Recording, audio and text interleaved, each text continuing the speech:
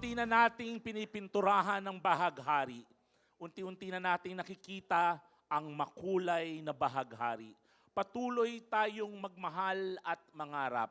Muli, sa susunod na mga oras at paglabas natin sa palasyong ito'y bitbitin natin ang sama-sama nating mga pangarap at mga sama-sama nating mga advokasya.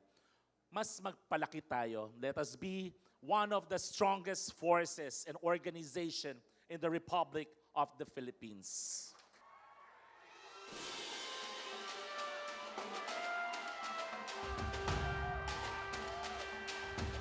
The arrival of the father of the Republic of the Philippines. Mga kapatid, show your love to President Ferdinand Bongbong Marcos!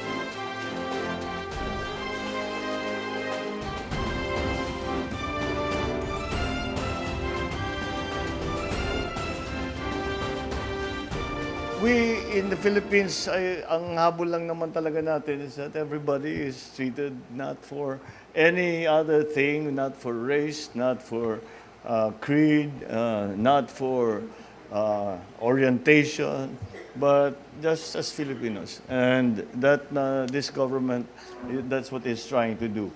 As long as we stay true to the idea that basta Pinoy. Pinoy yan eh. Wala nang yan. No questions asked. That's it. We should all be treated the same. And that's what we are continuing to try to do. Yung pagkatao ang tinitignan natin.